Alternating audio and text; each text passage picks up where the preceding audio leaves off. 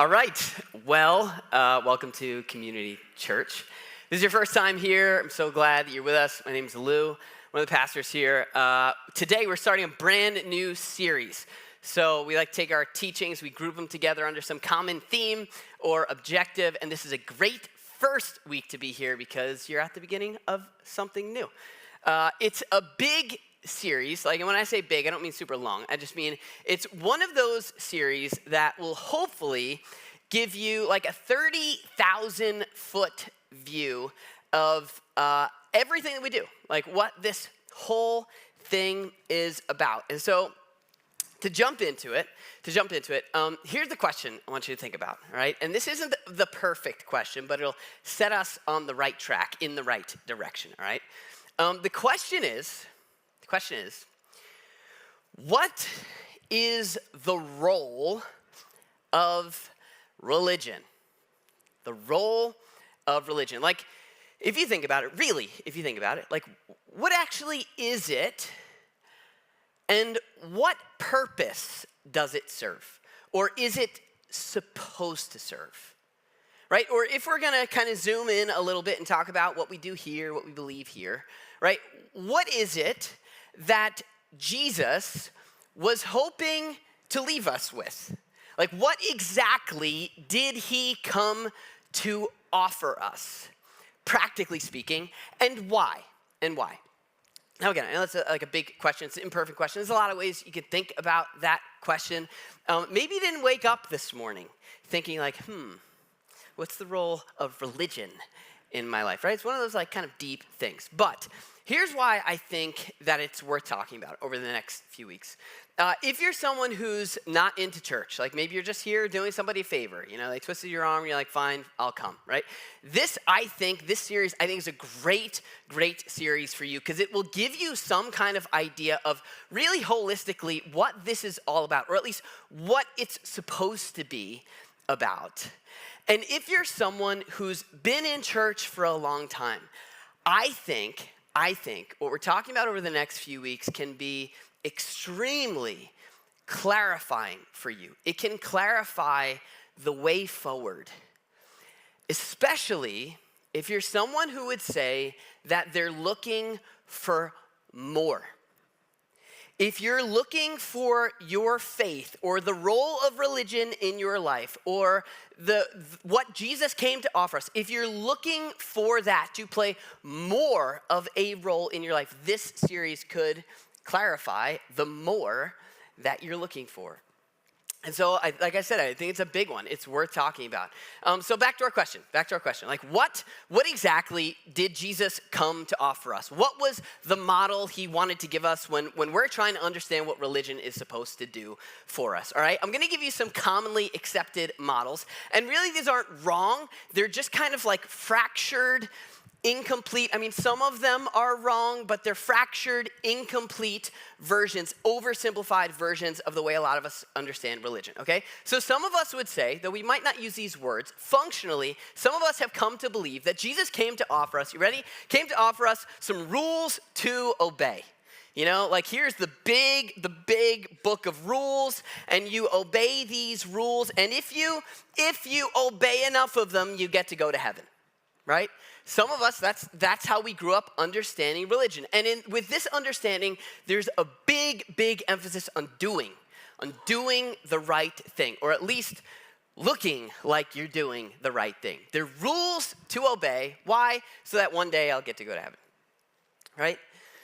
Then there's another commonly accepted understanding of what Jesus came to offer us. Some of us, though we might not say this, have come to believe that Jesus came to offer us beliefs to adopt.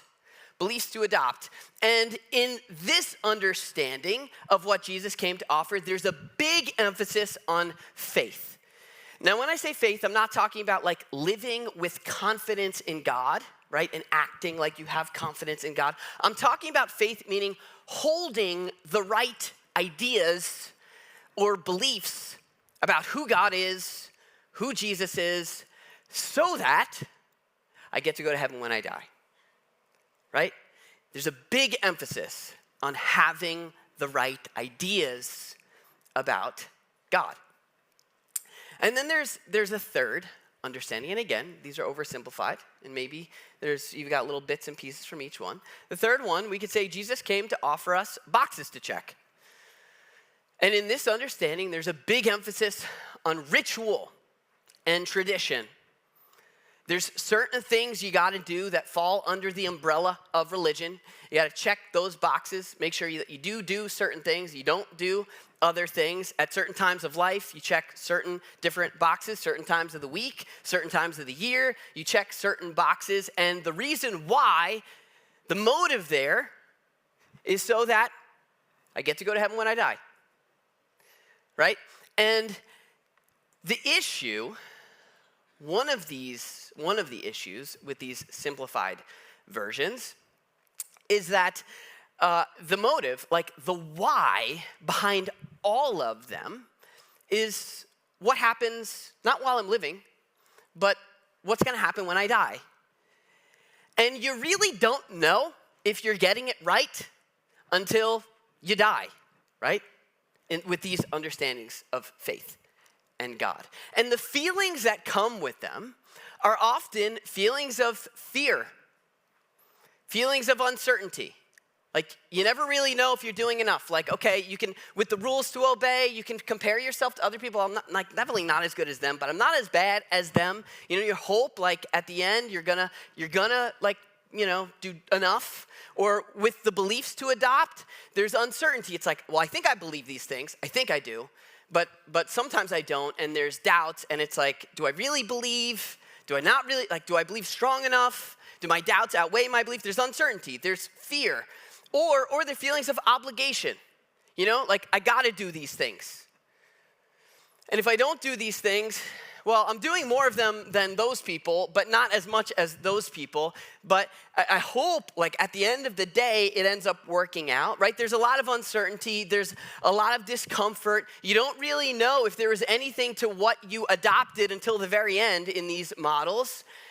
And what I think is that all of these fall so far short of what Jesus actually came to offer us. What Jesus came to offer us is so much more attractive. It's so much more compelling. It's so much more appealing. It's so much more influential. It explains why the church, when it first started, exploded. And it wasn't just because of what people thought was going to happen to them when they died. And that's what we're going to spend the next couple weeks looking at. Because I think that this is the more that you're looking for. This is the sense of satisfaction. This is the sense of purpose, of meaning that Jesus came to offer us.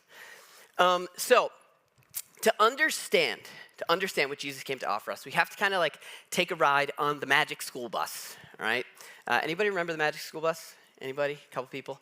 All right, it was this show on PBS, I think. There was this crazy teacher. Her name was, anybody know her name? Miss Frizzle. Wow. Yeah, so she was exciting. A little nuts, a little crazy. But she had the school bus. It was magical. It could go back in time. It could go into the future. It could get big. It could get small. Did all sorts of crazy, gross things inside the human body. But they had the ability to travel through time and get like a real understanding of what was happening. And so that's what we got to do. We got to like travel through time and picture what it was like to make sense of what Jesus came to offer us. Picture like what it was like to live in the world that Jesus lived in, all right? So this might be a little bit boring to you. If you want to take a nap, you can. I'll wake you up when it gets important again. But really, this matters. So if you were around in ancient Israel, right, about 2,000 years ago, when you were 5 years old, you would enter the educational system.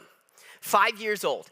And you would start at a school, it's kind of like elementary school. It was called the House of the Book, or Beit Sephar, right? And at the House of the Book, for them, religion was a big part of life. Knowledge of religion was a big part of life. And so from age 5 to 12, 7 years, you'd be at the House of the Book, like elementary school. For them, if you finished at age 12, when you were done at age 12, you would have memorized Genesis, Exodus, Leviticus, Numbers, and Deuteronomy, all right? That's called the Torah. That's this much of the Bible. And this may not look like very much, but they're very thin pages. Genesis, Exodus, those are the first 5 books. The Pentateuch means 5. There's a lot in there. You know, those are the books that usually kill people's Bible in a year reading programs. They're not all that exciting. Some of them, there's a lot of like genealogy, numbers. They're memorizing them at age 5 to 12. I don't know what you were doing age 5 to 12, but I was not doing that. Pretty impressive. Now, when you were done, you'd go home and you'd pick up the family trade, right? You'd become a woodworker. You'd become a carpenter. You'd take over on the farm. Unless you were the best of the best at age 12. The best, the brightest, the most intelligent, the most successful would be given the opportunity to continue into what they call Beit Midrash, or translated, the house of learning. This was like high school. They'd be there from age 12 to 17. It was like high school in the age range, but you didn't just get to go there. You had to be the best of the best, and you'd study and study and study and study and study. And when you are done at age 17, at the house of learning, you would have finished memorizing the entire Old Testament. That's this much. 17. Definitely was not doing that at 17, right? 17 years old, you would memorize the entire Old Testament. They didn't call it Old Testament because there wasn't a new one yet, so it was just like the scriptures. But they would have had this memorized, and they didn't have like little copies, they didn't have apps, they didn't have like note card apps. They had to recite these things. The final exam was probably nuts, probably took like weeks, right? But by the end of age 17, they would have had this done. And then they'd go home and they'd take over the family business.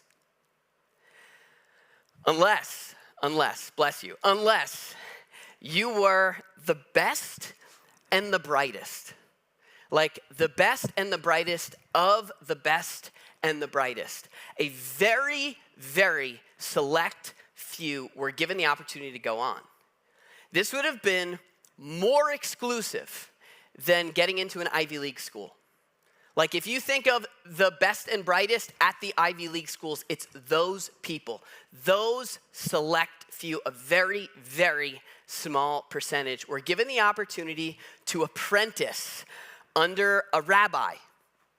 Now, a rabbi was a traveling teacher, someone who had mastered the teachings of the Torah. They had their own understanding, their own interpretation, what they called their yoke, which is like their systems of teaching. And they would travel around from village to village, teaching crowds in public. They were welcomed in the public synagogues, like the public places of worship. And they would have disciples. Disciple, it literally means students. Those were the people who made it out of the house of learning. The best of the best of the best, who were part of this apprenticeship, had the opportunity to disciple under a rabbi. So you travel with this guy and learn everything that he said, and you were considered the best of the best of the best. Now, a rabbi and a disciple, really there'd be a few things going on in that relationship.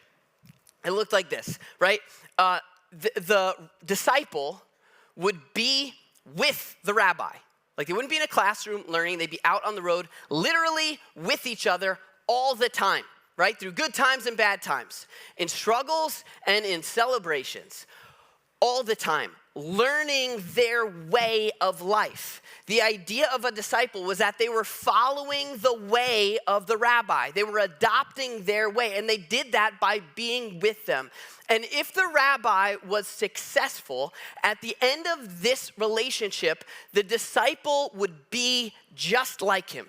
He would have reproduced himself in the life of that disciple. And from there, the hope was that he would go on to do what his rabbi did. This was the framework every little kid dreamed of. In fact, parents would pray that their kids would one day be able to disciple under a rabbi. It was like the coolest thing you could possibly do.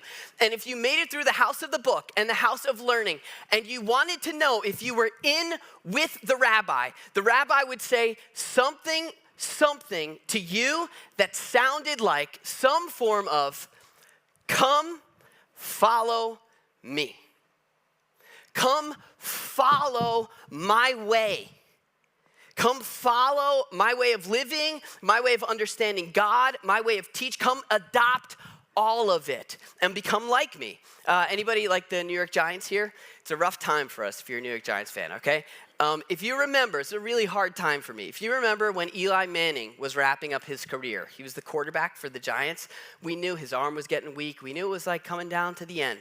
And then we got this guy from Duke University. His name is Daniel Jones, all right? And at first, I was very skeptical of Daniel Jones. I was like, I don't know about this guy, Daniel Jones. I don't want to see Eli Manning go out. But then Eli came along. He was like, I got him. He's with me. I'm going to teach him. He's going to become like me. And he's going to do what I did. And if you know the story, you know it was a miserable failure. He's not even the quarterback of the Giants anymore, Daniel Jones. But this is the idea, right? Like a disciple would come along with the rabbi and he would become like him and do what he did. He would follow his way. When Jesus showed up, I know it's a lot of information, but when Jesus showed up, this was the context that he stepped into. This was the world he stepped into. He began to teach, and they called him rabbi. They didn't just call him rabbi because they didn't know what to call him, because he wasn't Lord or Christ yet. They called him rabbi because he stepped into this model. He was traveling around from place to place. And if you know the story, you know that there are certain points where Jesus stopped and he said, come follow me. But where Jesus broke this system was that he did not invite the best and the brightest. He invited the worst of the worst. He invited people who had turned on ancient Israel, like Matthew was a tax collector. He had betrayed his own people. Peter and James and John were fishermen. They were fishermen. The reason that that's included in every single story is because the fact that they were fishermen tells you that they didn't make it. They went home and they took up the family trade. They were told they didn't have what it takes. And so for Jesus to say, come follow me, what he was saying to them is what they would have dreamed of hearing but had lost hope of hearing. He's hearing them say, you've got what it takes to be with me, to become like me, and to do what I did. But it comes by following away. Following away. Being with me, being like me, and doing what I did. In other words, this is so important. It's so important. Jesus didn't come to offer rules to adopt to get us to heaven. He didn't come to offer beliefs to adopt, rules to obey, or boxes to check.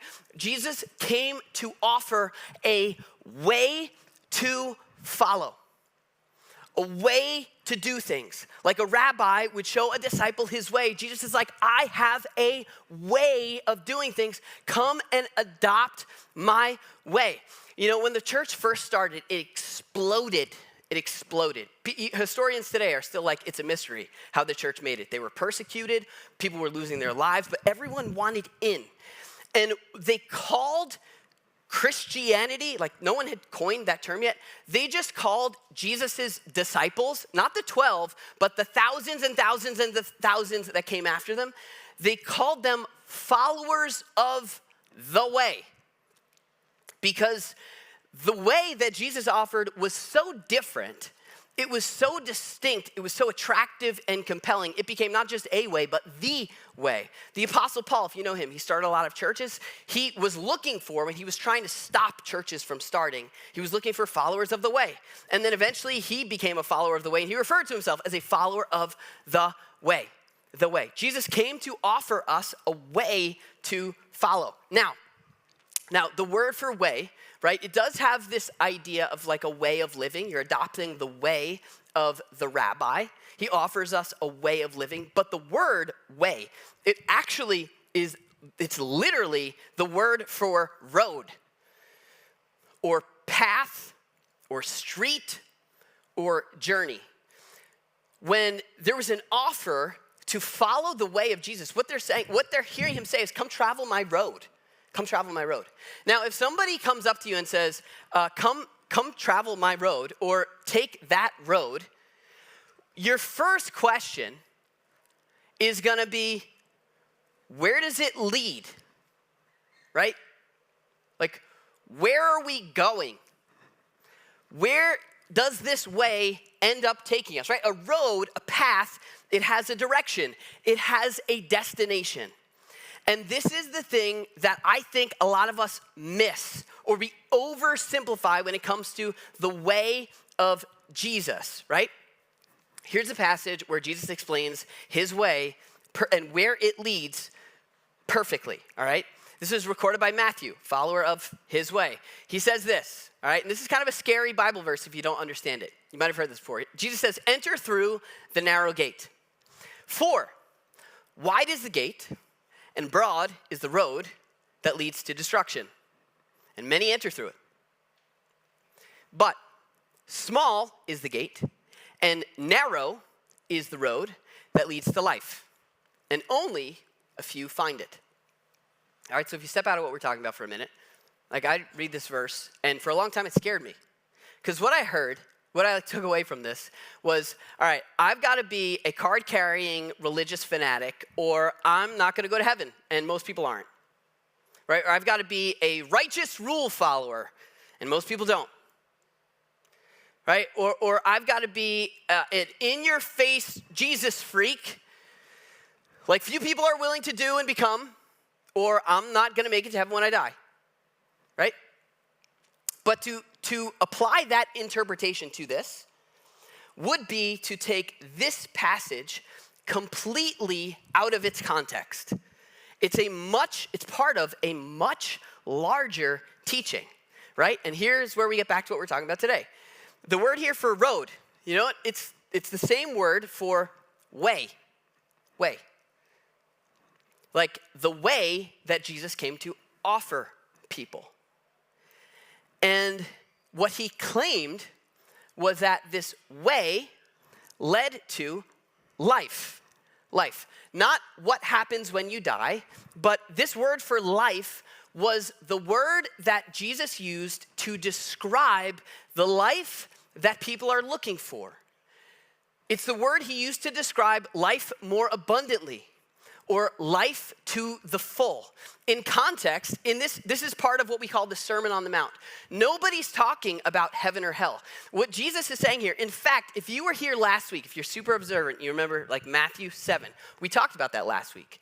We talked about being critical, about judging, and how like what Jesus teaches is to, before you're critical of other people, examine yourself, right? He's saying all of this is part of my way of doing things. And few people do it this way.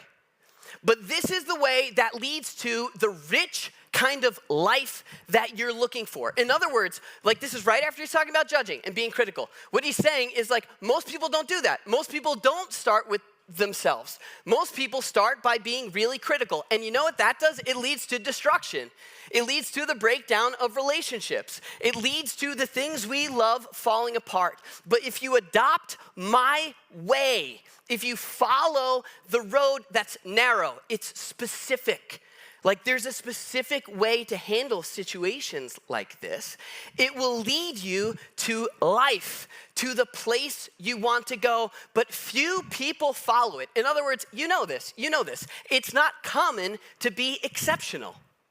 It's why we follow influencers online. It's why we listen to specialists, because we want to know that there's a better way that everybody else isn't doing. And this is what Jesus is claiming to offer. The aspect on, like the part where he's talking about judgment, it's just one part of a much larger thing. He talks about how to handle anger and where that starts. He talks about how to look at other people and what that does to you internally. He talks about so many different things, and he's like, this is my way. And if you follow my way, it will lead you to where you want to go. This is not like Jesus' teachings. It's not right and wrong. It's the way to the place you want to be. It's the way to the life that you want to live. Not life that's always easy, but life that's rich, that's abundant. Jesus came to offer a way to follow. And what he claimed was that, and what people after him claimed, was that this was the way to life. Like life to the full. A disciple and a rabbi, again, if you zoom into that context, It wasn't about, like a disciple was not following a rabbi so that they could go to heaven when they die. They were following that rabbi because they wanted to adopt his way of life. And I'm not saying this has nothing to do with what happens when you die. What I'm saying is to stop there is to sell this totally short. It's so much more and rich and attractive than an insurance policy of what happens after you breathe your last breath. And this is why everyone wanted a piece of it. This is why the church grew in an uncontrollable way, because people saw that there was something about this way to follow. But you have to follow it. There's an author, his name's John Mark Comer. He was a pastor, but he wrote a book called Practicing the Way. Here's how he puts it. We're going to quote a lot from his book over the next several weeks. He says, there is a way of life modeled by Jesus personally that is far beyond anything else on offer in this world. In this world. But it requires you to follow a path marked out for you by Jesus himself. In other words, you can't expect to arrive at that place if you don't take the way that leads there, right? And this happens often, right? If you're new to church, if you're new to this church, if you haven't been to church in years, what can happen often is you show up and you listen, and maybe you're inspired, and you're engaged, and you're encouraged, and you're refreshed, and it's exciting. And at first, it's uplifting. But if you're content with listening to the way, you're more than welcome to do that. We talk about this all the time. You can belong here before you believe. You can listen and take it in and ask your questions. But you should not expect it to work by just listening to it. It has to be something that you follow. You don't get someplace by studying a map. You get there by taking the path, even if it's one step at a time, even if it's piece by piece. But the more steps you take, the more you will start to see there's something about this that is life-giving. There's something about this that's rich. It feels like it's what I was looking for. But you have to follow. You have to follow the way.